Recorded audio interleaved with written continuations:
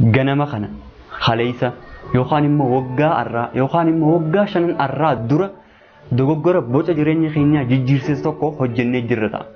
Sababa kanaan har'arra teenyee dogoggoroota waggootaa fi ji'oota dabran keessa hojjenneen akka mana hidhaatti fayyadamnee sammuu teenya murtii seeraa tokko malee hidhaatti murteessinee jirra.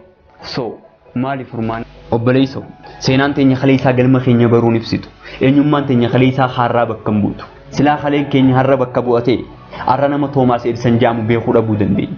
Ampoolii hojjetuuf yeroo kuma tokkoof yaalii godheen kufeera. Toomaas dogoggoraa walii galtee mallatteesse tokko illee hin qabu. Dogoggorota kuma tokko fuudhee milkaa'ina takkaan jijjiire. Sammuu teenya mana hidhaa kana keessaa baasuuf oopshinii lama qofatu uumamee jira.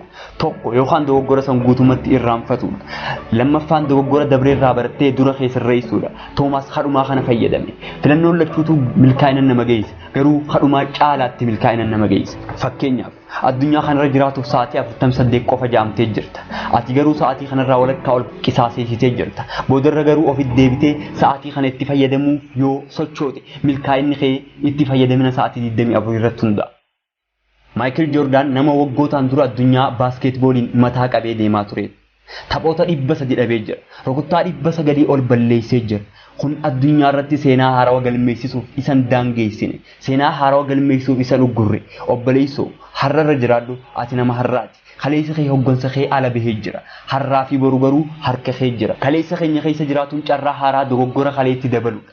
Har'is guyyaa haarawaa, borus guyyaa haarawatu jira.